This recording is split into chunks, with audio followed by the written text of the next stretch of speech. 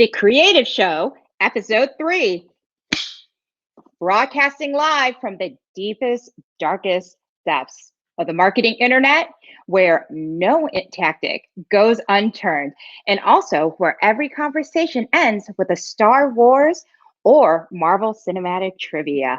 Introducing your hosts, Buddy Scalera and JK Kalinowski. Thank you so much, Mo. That's right. This is episode number 3 of The Creative Show. And this is a special time for us because 3 weighs heavy in pop culture. Let me give you some examples. 3's Company, Snap, Crackle, and Pop, the Bee Gees and the Beastie Boys, the atomic element in the element table is lithium, and Nirvana was a trio when they recorded the song Lithium, and so are we. Joe, what are your favorite 3's? Well, buddy, you already named one of my absolute favorite 3's. I mean, how could anybody discredit the brothers Gibb, the Bee Gees? Come on. But there were another threesome that I just thought was fantastic. How can you go wrong with the original?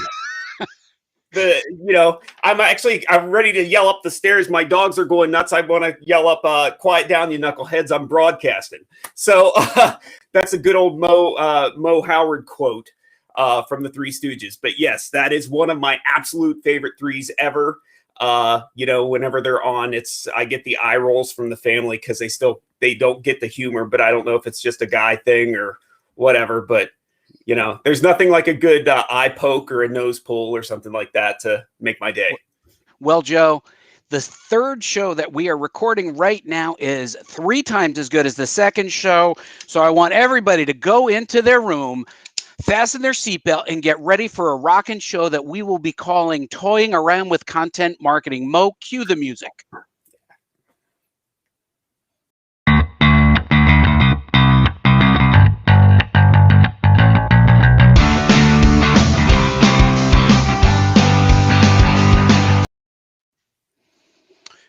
Joe, in this episode, we're going to be talking about some of our favorite things, which is content marketing, action figures, and comic books. And since it's such an 80s theme, I have worn my well-worn Guns N' Roses shirt to bring in the 1980s. So, Joe, tell us what your thoughts are and where we're going to be going today and what the relationship is between toys and content marketing. Well, the greatest thing, buddy, is the fact that let's look at some major toy lines and comic books. The biggest thing is toy brands, Mattel, Hasbro, Kenner, throughout the ages, for 40 years, they have been using content marketing. They know where they are. They knew who their audience was. They knew how to reach them, and they were innovative. As innovative as they were with their action figures and their dolls and their product lines and their vehicles, whatever, they were just as innovative with their storytelling to promote these actual toys to get kids to buy them. Joe, that sounds fascinating. Can you give me an example of a toy line that benefited from some sort of story-based content marketing? Absolutely. The one that comes to mind, I mean, there's a bunch. I mean, you and I can talk till we're blue in the face, but the example I'm going to use today is He-Man and Masters of the Universe. The Mattel brand came up with an action figure line to compete with Star Wars. It was in the early 80s, and they were trying to compete with Star Wars and the early G.I. Joes. So the Conan the Barbarian movie had just come out. Schwarzenegger was huge on the screen. So they're like, hey, wouldn't it be great to come up with a toy line that they could market that kind of rivaled the Barbarian-esque idea? So they come up with this idea of He-Man and Skeletor and all these baddies, but they didn't have a story for these guys. They were just product managers, sat around, they come up with action figures like, I'm going to show you my Manny faces here. I don't know if you can see him, but he's pretty cool. Yeah. One of my originals. But the basic thing is, so they come up with this wonderful toy brand. They take it to the development team, and the development and the higher ups at Mattel are like, hey, that's a great idea, but how are kids going to know He-Man's story? They're rivaling with Star Wars. Star Wars had movies to back up their toy line. And, a lot of these other toy brands were, like you think about earlier Mattel brands such as Steve Austin, the $6 Million Man, had a television show to kind of promote what he was. He-Man was fresh out of the blue. So what they did is they got the idea to promote a story behind He-Man by inserting little comic books. Mo, if you want to pull up the picture, I have a physical one here, but you can see they inserted little comic books pictured there, created and written by the folks at DC Comics. And these actual stories were placed behind each action figure in the package. So basically, it told a story of He-Man, or the actual, they got as granular as making the story in the comic book about the figure that you're buying. So fast forward to the next product development meeting at Mattel, and one of the higher ups at Mattel says, hey, that's a great idea, but how are 5-year-olds going to be able to read a little comic book, or 4-year-olds? So they said, oh, well, guess what? Off the top of their head, we're going to make a cartoon. Basically, they created a 30-minute cartoon, 130 episodes that aired over from like 1983 to 1985. And basically, it was just one long commercial every day for every boy and girl after school to watch. And it was just one long commercial to promote the toy. A new figure showed up, or a new character showed up on the television show. 2 weeks later, it's on the shelf as a toy. And the amazing thing about this, Joe, is this was not the first foray into comic books adapting into stories. We have talked about this a number of times. Star Wars was used amazingly well to pre-promote the Star Wars movie, leading to the blockbuster lines around the block. It's worth noting that the comic book was a 6-issue storyline that represented the first film, but they released the first 3 issues, and then the movie came out. And if you really wanted to see something about Star Wars, well, you had to go to the movie. Not only did this help the Star Wars movie, but it practically rescued Marvel Comics. I can see that Mo put the link up there. But while we're talking about comics, Joe, tell me about one of your favorite toy lines and what it meant in comic books, because I actually have the comic book right here. So why don't you start? All right. Well, one of my absolute favorite toy lines, behind Star Wars, of course, was the official relaunch of the G.I. Joe action figures in 1982 by Hasbro.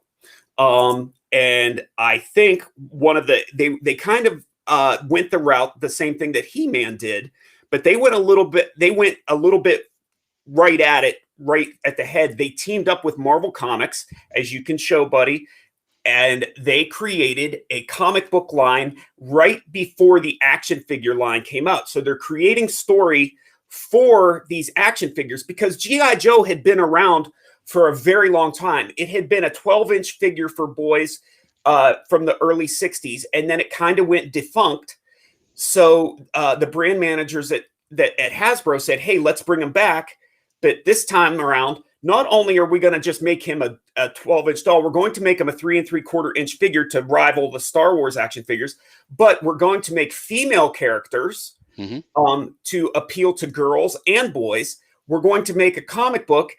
And that what they also did to kick off, to get people to read the comic book that Buddy's holding, the lovely, lovely, beautiful #1 G.I. Joe from 1982, written by Larry Hama, was they made animated commercials to promote the comic book. So kids are sitting there after school, an animated commercial comes on, and it's not for the toy, it's for the comic book. Then the kids start reading the comic book, and guess what comes out next? The action figures, the toys, all of the vehicles and everything like that. So once again, they get the idea, the light bulb goes off. Hey, this animated commercial for a comic book did really well. Wouldn't it be great to make an animated television show, a cartoon similar to He-Man, to promote? Basically, it's one long commercial for the action figures, and it's basically it ran the same idea, the same premise as the He-Man. They were wonderful stories. wrapped up in 15, 20 minutes with a little PSA. Do you remember knowing is half the battle? They'd always tack a little PSA on at the end so kids didn't like turn on the burner on the stove or something like that. And it was one long brand commercial. I mean, Yeah. so not only, buddy, you had the comic book there. Not only they had the comic book, they had commercials, they had cartoons. They forayed into movies even before the Lego movie came out. Transformers and G.I. Joe had large scale movies to promote their toys. I mean, it was just a content feast. And what the content feast did, and I'll show a few books here, was it taught kids how to play with G.I. Joe toys. So unified by a single story, the readers came to understand, unlike in Star Wars, where you immediately understood because you had a movie first, when they were playing with G.I. Joe, they had a story. So if they went over to their friend's house, they were playing with the same stories. They had the right heroes, the right villains, and they had all different types of characters. And that was an amazing concept, which is you were teaching your base how to use your product using content marketing and in the form of comic books. There are certain comic books that came out. ROM is one of them, literally came out and lasted, I think, something like 5 years longer than the toy line did. Yeah. But again, this is what happened. They were teaching kids how to use the comics. This is a great time for licensed products where kids would be able to go on and read the further adventures of their favorite characters or even real people. This was actually Packaged Joe with the ideal toy, the Evel Knievel motorcycle, the stunt cycle. And right now, these comics are still being used as a tool. I'm going to give you an example. I don't know if we talked about this yet, but this is a comic book that was co-created by Keanu Reeves. And he is, they just announced that after the first issue that they're going to be doing, I think, a 12-episode series on Netflix based on it. So this is kind of content marketing for Keanu Reeves, keeping his name and brand out there, consistent with the brand. And, Berserker is going to be a TV show. And, it was funny, Joe, not too long ago, I think I told you, I watched all 3 John Wick movies. Yeah. The trilogy. I just watched them with my daughter. And I thought to myself, like, really, who needs another action movie by Keanu Reeves? And I realized I do. I needed another action movie by Keanu Reeves. That's it. John Wick, here's your action figure as well, buddy.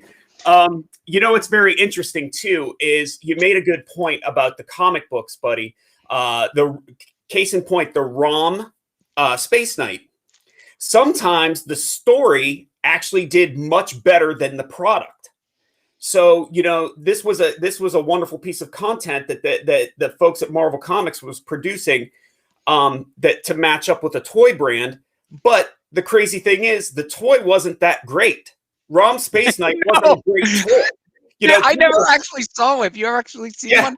I had one when I was a kid. And it was okay, his arms went up, and he made some sounds, and that was about it.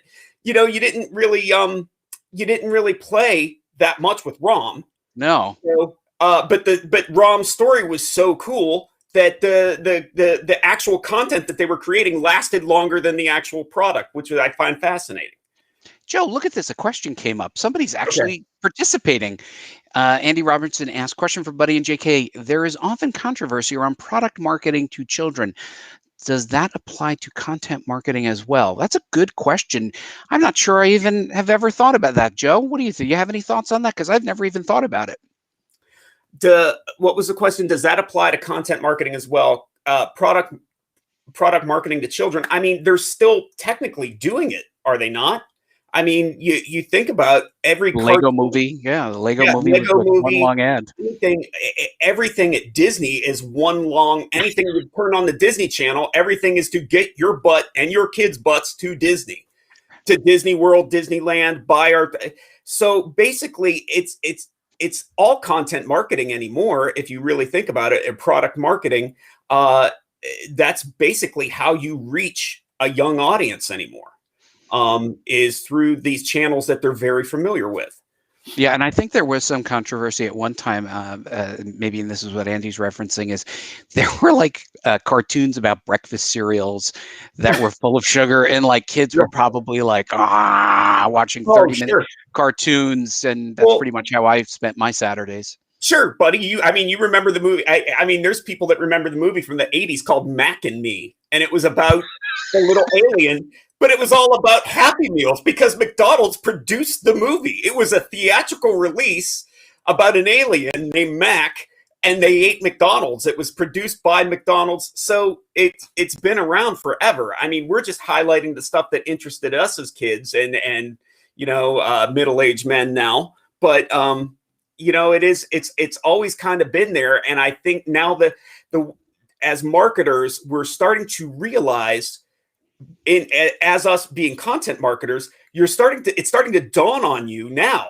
like, oh my gosh, they were marketing to me the whole time. I'm sitting in front of a cartoon on a Saturday morning, or I'm all the ads or whatever that are built right into the content that I'm watching, and you're like, oh my gosh, I was marketed to the whole time, and that was great content marketing.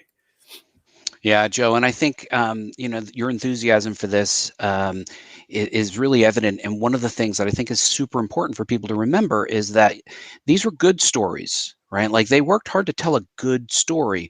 And so often brands think, just talk about ourselves, and that's a good story. But really, they made a story that could stand alone. ROM, as we noted, was better than the toy. And G.I. Joe, you know what? You read it today, it actually holds up. It's a pretty good story. So I think if you're going to endeavor to utilize storytelling for your content marketing, it probably would benefit you to work with a professional storyteller. That is, make sure that the people you're working with, in this case, it was Marvel Comics, or as in Masters of the Universe, it was DC Comics, because there's so many different ways that this can go wrong that you don't want to just, shuffle it off and do checkbox marketing. Oh, we did a story, check. You want to make sure that you do a really, really good job. Sure. And just as a quick point to that, buddy, you're exactly right. I mean, there is a reason. Let's just, take a step off the path of toy content marketing. Think about John Deere's The Furrow magazine. Mm-hmm. They've been around for over 100 years. There's a reason it's been around for 100 years. It's because it's great stories about farmers using the John Deere product. It's not about the John Deere product and the farmer. It's right. About the farmer. There's a great narrative there. And that's what it all comes down to, is a wonderful narrative and understanding the channels that you're reaching your audience. And you know what? That seems like the perfect time for Mo to pull up the what's in the box image so that we can ask you, Joe, what's in the box. So, Joe, each week you've promised to provide us with one mystery item that could either be something that you bought, you made, or you otherwise acquired. Joe, today, tell us what's in the box. Well, buddy, today, first, I want you to pick a number. Just shout a number at me, buddy. 3. It's a good thing you picked 3 because this is box number 3. This was a gift from a friend of mine named Phil. And Phil said, hey, I know you're into that content marketing. And he goes, I thought this was really cool and I thought you might like it. This is an issue of a 1967 Vox Teen Beat magazine. Well, basically, it's a newspaper. And basically what this is you can see that it's stories about the monkeys and everything, but it's sponsored by Vox, which is the makers of the Vox guitars. Basically anything musical. It was guitars, it was amplifiers, there's an ad for the wah-wah pedal on the back. So basically, it was stories all around musicians at the time. This issue is, like I said, was from 1967. So there's the monkeys and everything like that. But all the photos and everything inside are all musicians holding pieces of Vox material. Mo, if you want to pull that up, you can see that there's story about the birds and everything like that, the hollies. But if you notice on the right or on the left-hand side there, There's a product story written by the guy from the product development manager from Vox, and then there's an ad for guitars. But hey, guess what? That guitar is owned by Brian Jones from the Rolling Stones. You want this guitar, and how cool would you be playing this guitar with our wah-wah pedal? And you could be as cool as any of these guys. Because honestly, throughout this whole magazine or this whole newspaper, it is pictures of artists using Vox product. It's ads for Vox. It is Vox sponsored content about the company, but also Vox sponsored concerts that are coming to your area. So all of these, so if I want to go down to Euclid and see the Birds, it's sponsored by Vox, and there you go. So what's great about this, Joe, when you showed me this, it took me a minute. I thought the guitars there on the right were just an ad. I mean, this whole thing is one big print piece of content marketing. And, what it does, I think, is it makes the fans of the music or the musician aware that they are using Vox as musical instruments. And this kind of alignment makes people aware, and they will look and they'll go, oh, well, that's a Vox guitar, or that's another type of Vox instrument.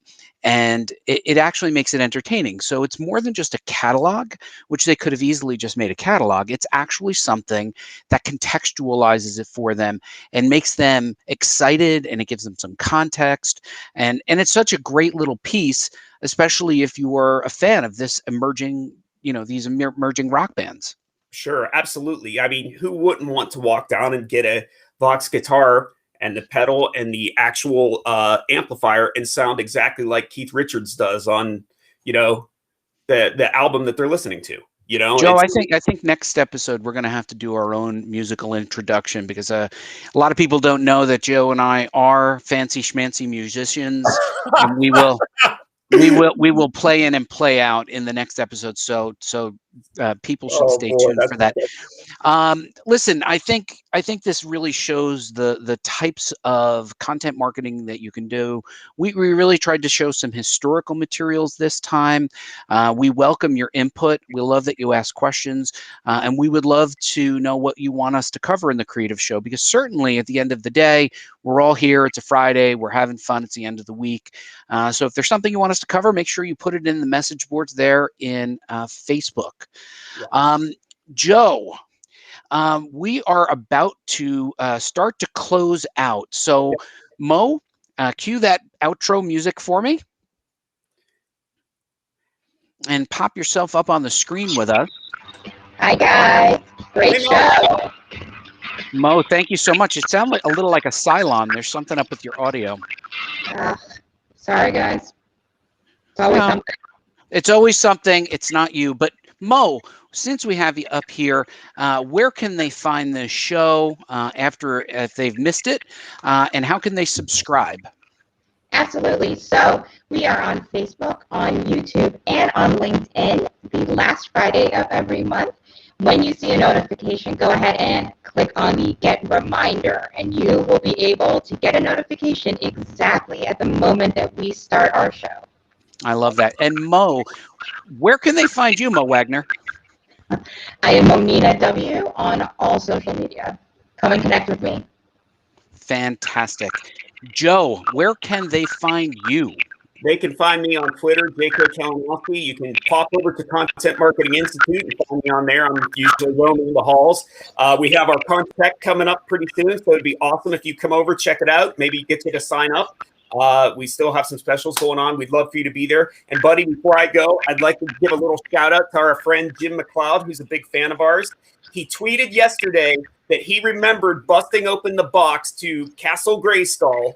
So in his honor, Jim, I pulled out the actual box from 1980 whatever of Castle Grayskull just for you, buddy. I wanted to show you that we're reading your tweets and everything like that. So thank you so much for everybody that's watching and engaging with us online. We want to make sure that we give you the proper shout out. And Joe, it's not assembled yet, but I just pulled out of the attic my Mego Planet of the Apes treehouse, which we will be working to install in the creative office pretty soon. Fantastic. My name is Buddy Scalera, and I thank you all so much for. I think there's somebody's bouncing. Anyway, my name is Buddy Scalera. This is The Creative Show. And for Joe Kalinowski and Mo Wagner, I say thank you so much for joining us on a Friday to be creative. And we will see you next month. Thanks, everybody. See you soon. Bye-bye.